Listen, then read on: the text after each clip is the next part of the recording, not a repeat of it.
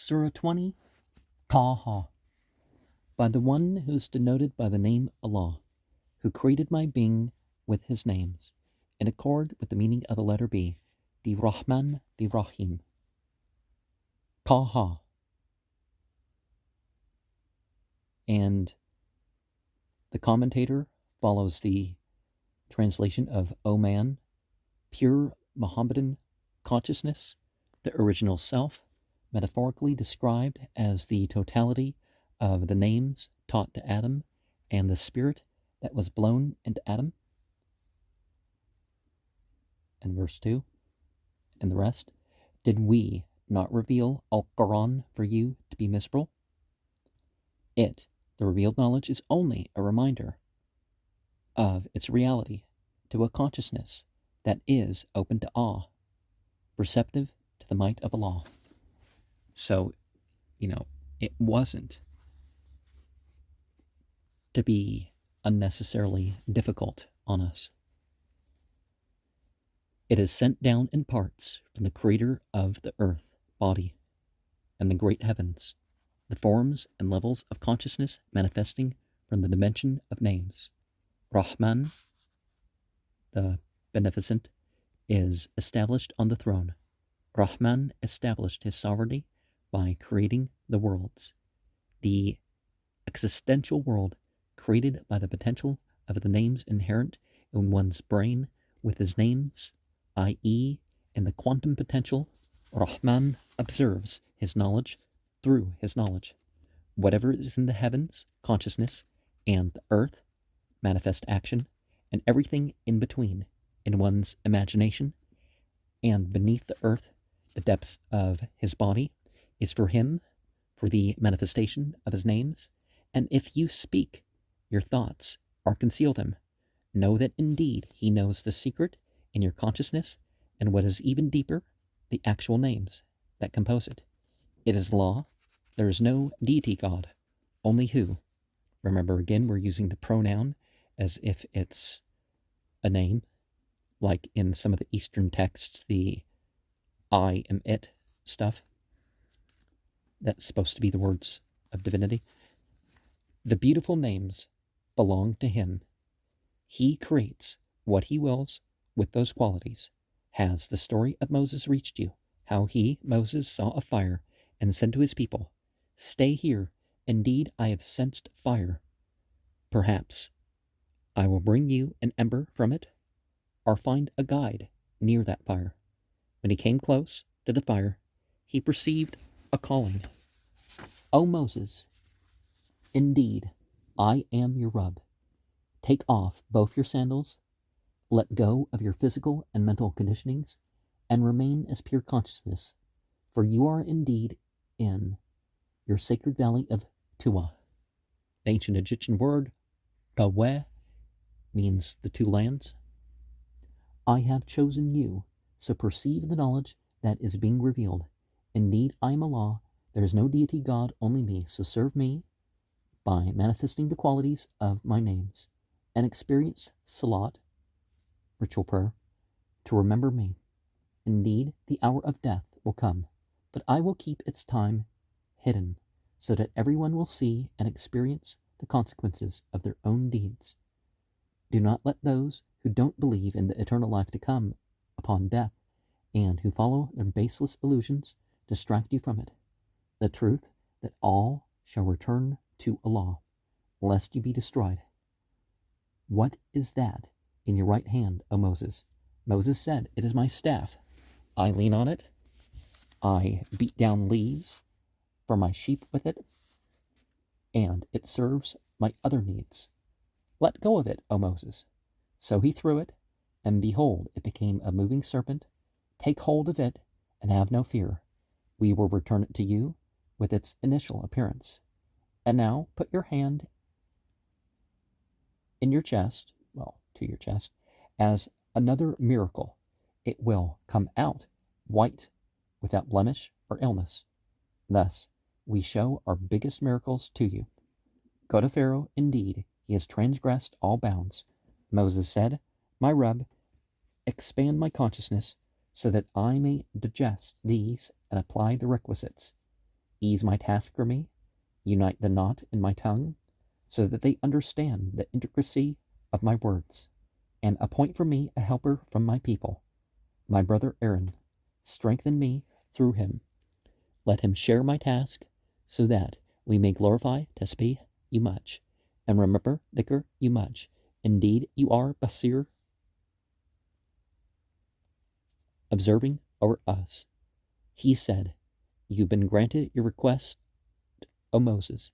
Indeed, we had also bestowed our favor to you once more before this. We had revealed to your mother that which was revealed. Place him, Moses, in a chest, and cast the chest into the river. The river shall take him to the shore, where he shall be taken by an enemy of mine and his. I have placed my love upon you, so that you may be raised directly under my sight. Recall when your sister walked along and said, To the family of Pharaoh shall I show you one who will embrace him and take care of him. Thus we returned you to your mother, so that she may be happy and not grieve. And you killed someone, and we delivered you from that trouble. We subjected you to trial after trial. And recall how you stayed among the people of Madian with Shuaib.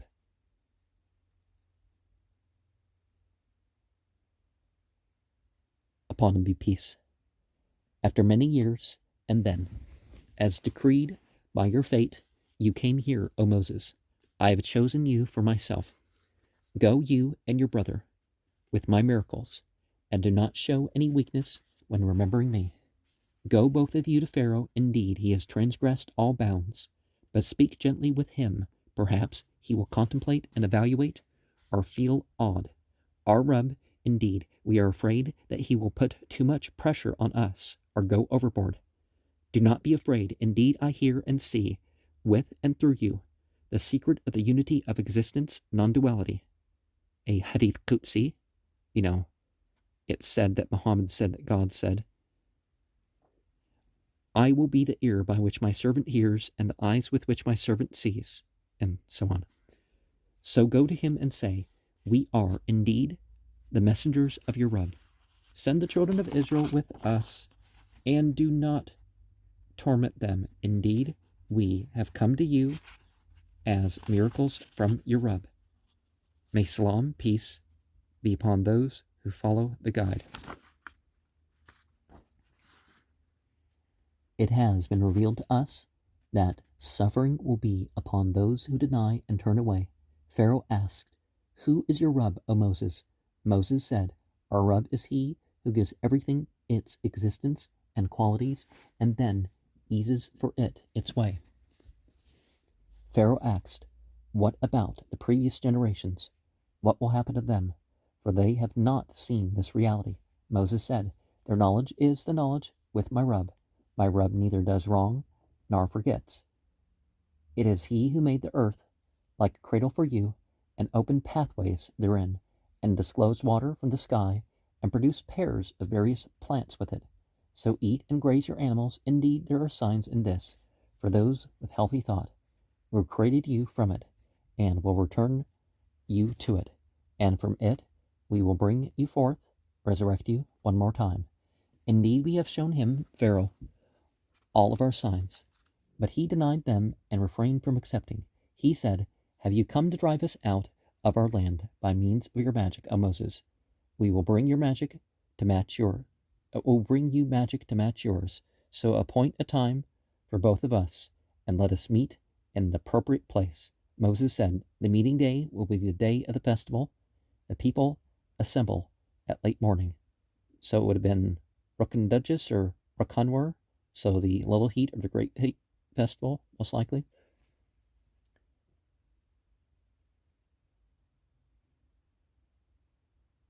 So July or August. So Pharaoh turned, went away, and gathered his tricks, magicians, and came. Moses said to them, Woe to you! Do not make up lies against Allah, lest he destroys you with a punishment.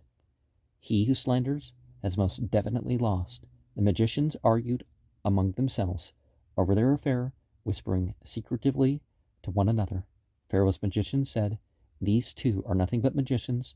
They want to drive you out of your land with their magic and destroy your exemplary lifestyle.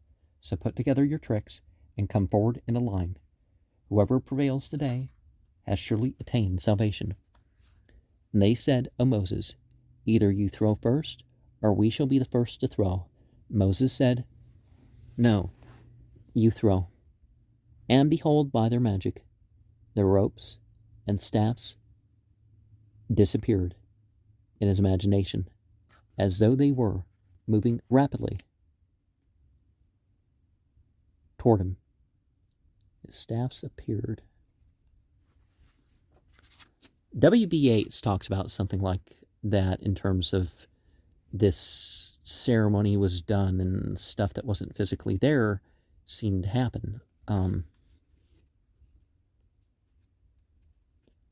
Things moving around and all that. But it happened on a mental level, right? Moses felt apprehensive inside. We told him, "Do not be afraid. Indeed you, yes you, shall prevail. Leave that which is in your right hand, and let it swallow what they have wrought. And they have only wrought a magician's trick. A magician shall never succeed wherever he may go." And our word for magic comes from the fact that people faked having religious powers and did sleight of hand tricks. The magicians then prostrated and said, "We believe in the scope of the letter B in the rub of Aaron and Moses." And by magicians, we're not, in Arabic, let's just say evil magicians, because they're playing with the jinn or doing trickery or something. It's not the same thing as doing mere illusions alone. But I guess it could be if they are saying things to make it seem like they have religious powers. Pharaoh said, "Have you believed in him without my permission? Indeed, he is your master in teaching you magic. I will certainly cut your hands and feet on opposite sides and crucify you on the trunks of the palm trees. You will surely know whose punishment is more severe and lasting." And they said, "After the clear sign that has come to us, we will never prefer you over our Creator. So decide whatever you will. Your jurisdiction applies only in the life of this world. We have indeed believed in our Rabb, so that he may forgive us our mistakes and our sorcery. Allah is better and lasting." And by sorcery, we're not necessarily implying the drug use or even the putting things to chance aspects of the English word when we say sihr and sahr. The truth is, he who comes to his Rabb as guilty, hell shall be for him.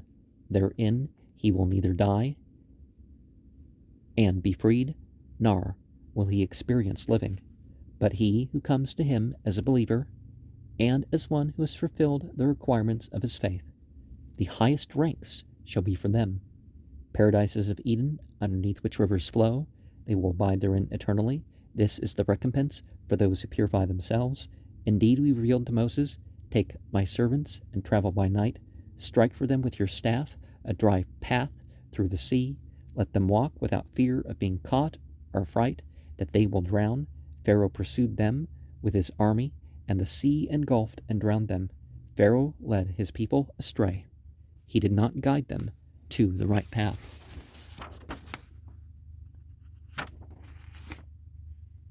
O children of Israel, indeed we delivered you from your enemy and made a covenant with you on the right side of Mount Sinai. We sent manna and quail upon you.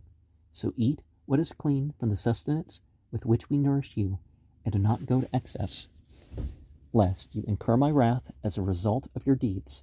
For whoever incurs my wrath, surely he is in a serious downfall.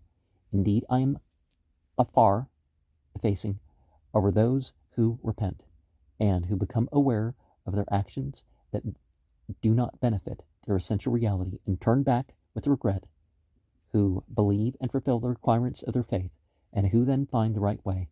What is it that makes you distance yourselves from your people with such haste, O Moses? Moses said, "My Rabb, I hasten to attain your pleasure. They are following in my footsteps. His Rub said, Indeed, we have tried your people, after you left them, to make them see their own level of understanding. Samari, a man of sorcery and magic who fled from Pharaoh's palace and joined them, has led them astray. Now, that comment about Samari has led them astray. In the ancient Egyptian, we have the term caravan leader, and we find that the Israelites joined with some other tribes and stuff along their journey. Moses returned to his people in anger and sorrow. He said, O my people, had not your Rub made you a good promise? Was the time of the promise too long for you? Or did you will to incur the wrath of your Rub, and that is why you did not keep your promise? They said, We did not defy you consciously, but were carrying heavy loads of the people's ornaments, and so we threw them into Samari's fire. For that is how Samari had thrown them. So we imitated him. Samari made a statue of a calf for them that produced a roaring sound, whereupon they said, This is your deity God and the deity God of Moses. But Moses had forgotten it. Whether it's Hathor or some Baal or something else, it doesn't really matter.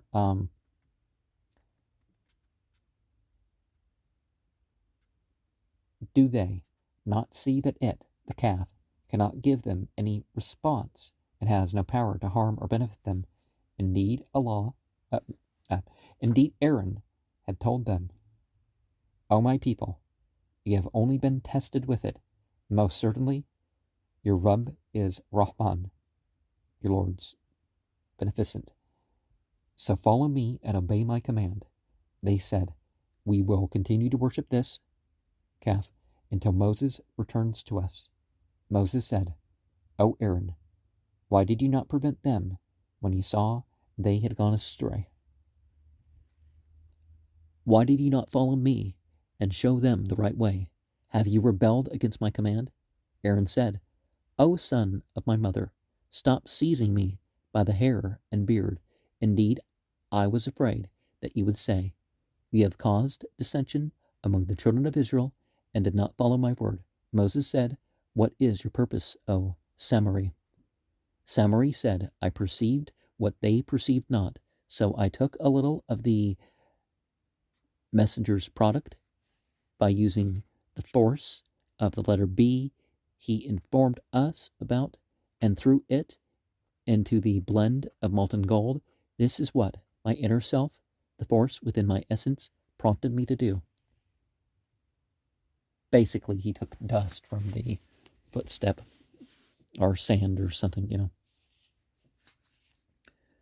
Moses said, Begone, indeed, throughout your whole life, you will say, Do not touch me to people, and you will be faced with an end from which you will never be able to escape. Look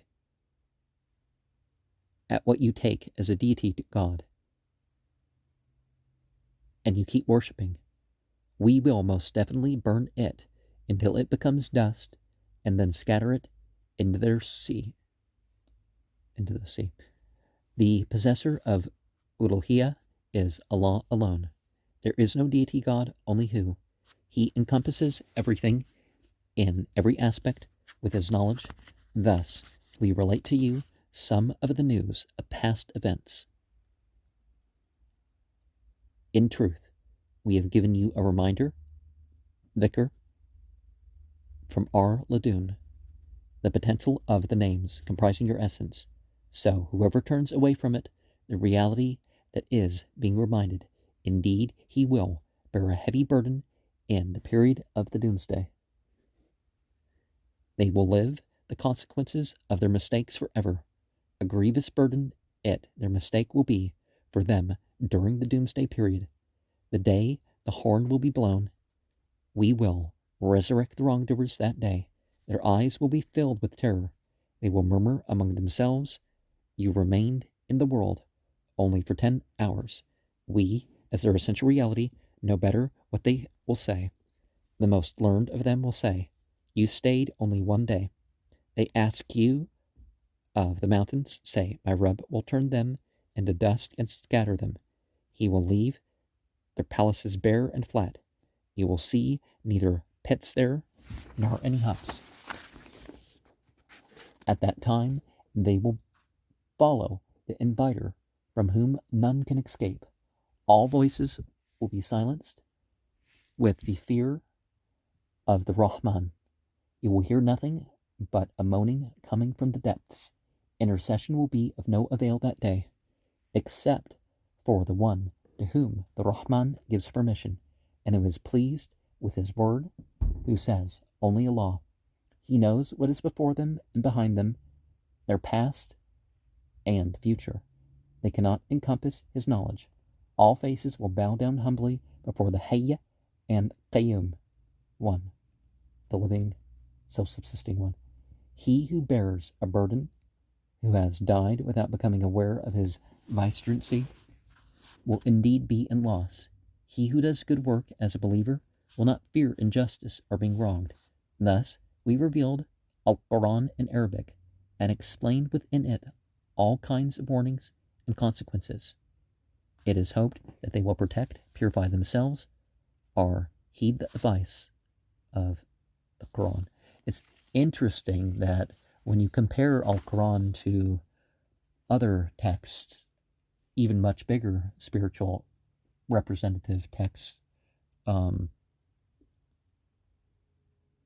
you find that, every subjects mentioned specifically are in the broad sense. But, that's what Revelation would be. It's a full guidance for its time. And we're in the international age, so that's why we can have a book that's, 1400 and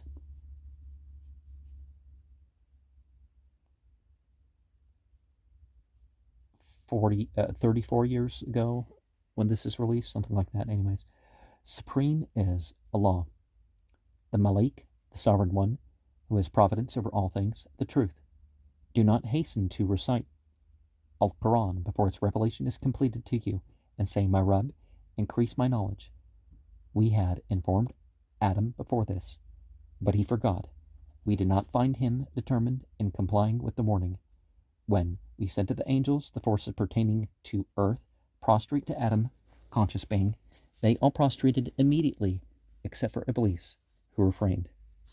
We said, O Adam, indeed, this, Iblis, the elusive idea that you are the body, is an enemy to you and your partner, your body.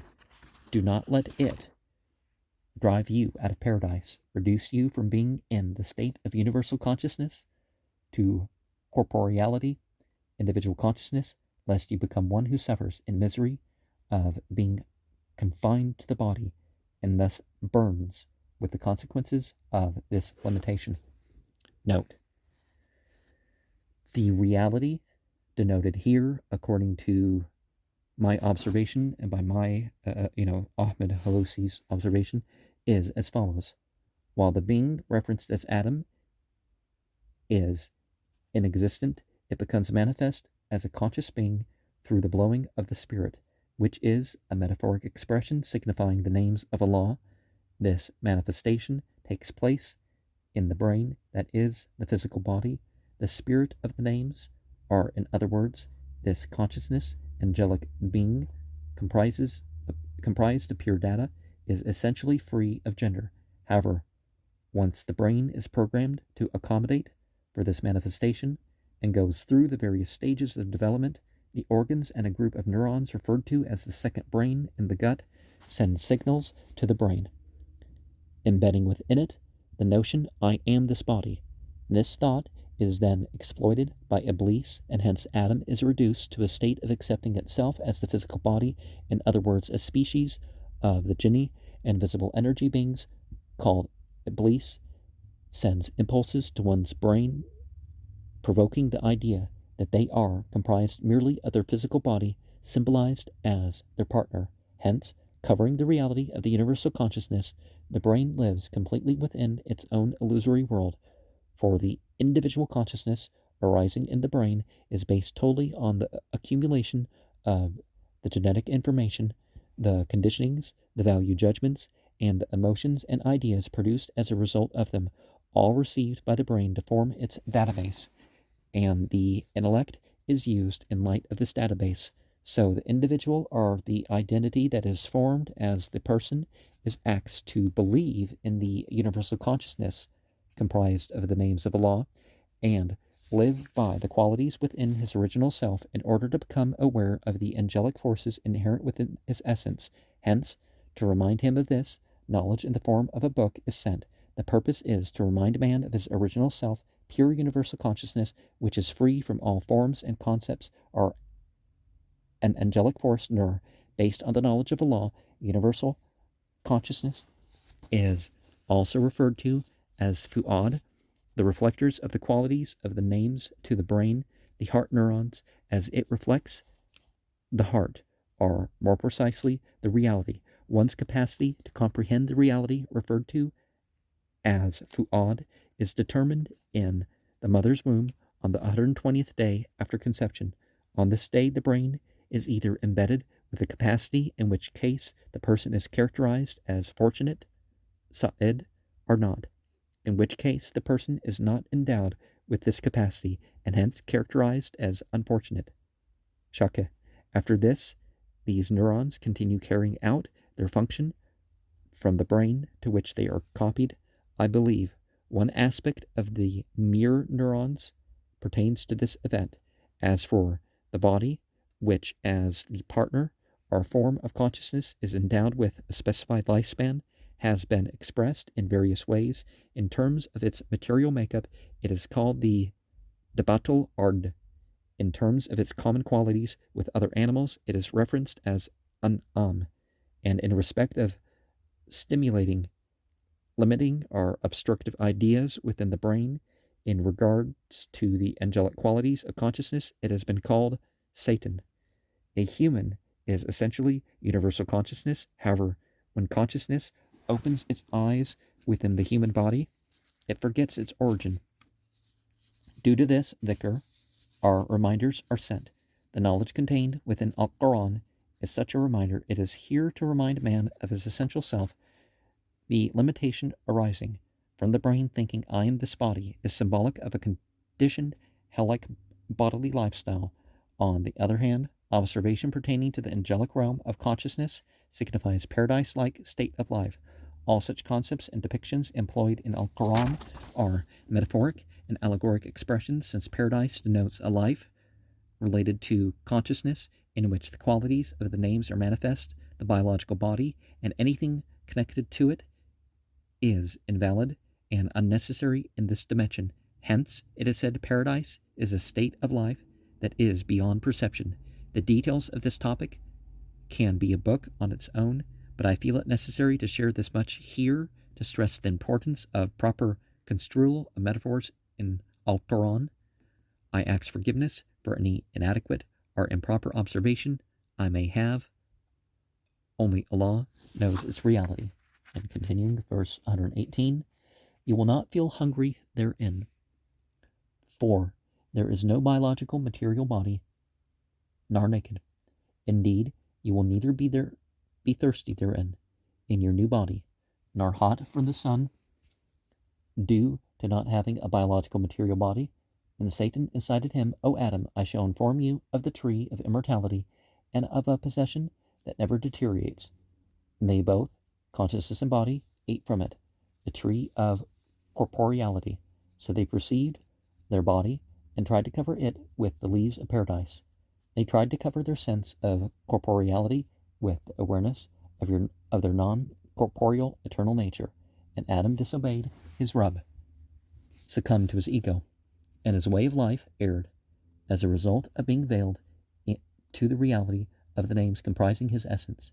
Then his Rabb chose him and purified him. He accepted his repentance and enabled him to reach his essential reality. His Rabb said, Go down, both of you, consciousness and its bodily partner, that will eventually be left behind, as enemies to one another.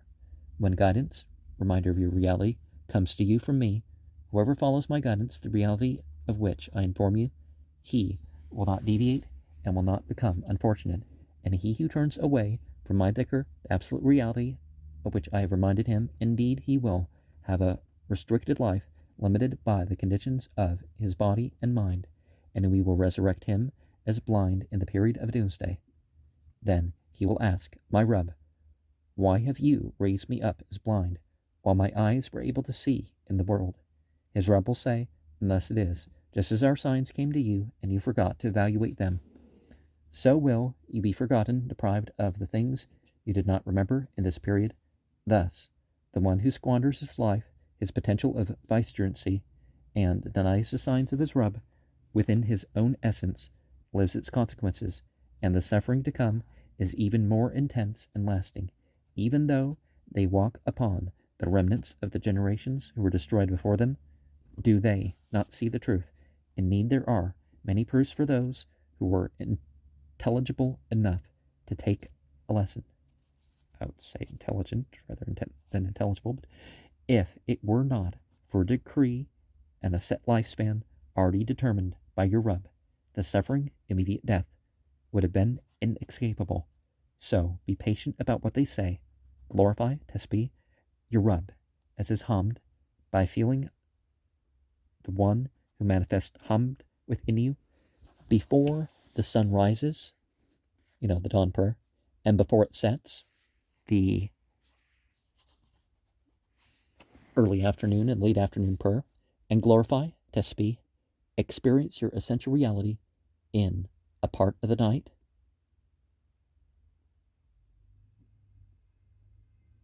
the evening and dusk, Isha, and in the middle of the day, the early afternoon prayer, so that you may attain the state of pleasure observing. So I should have just said before it sets, the late afternoon prayer. In the middle of the day, the early afternoon prayer. And do not shift your eyes to the transitory wealth given to some of them as the ornaments of the life of this worldly life to test them. The provision of your Rub is better and more lasting. Command your relatives to experience salat, introspective turning to one's Rub, and be constant in its observance. We ask for no sustenance from you. On the contrary, it is we who provides your sustenance. The future is for those who protect themselves. They said, why hasn't he brought a sign from his Rub? Did not the clear signs of the previous knowledge reach them? If we had destroyed them with a suffering before this, they would have said, our Rub, why didn't you disclose a Rasul messenger so that we may have followed your signs? The word for sign and the word for verses is the same. Before being humiliated and disgraced, say, everyone is waiting and observing. So you wait too. You shall know soon who the people of the straight path who attain the reality are.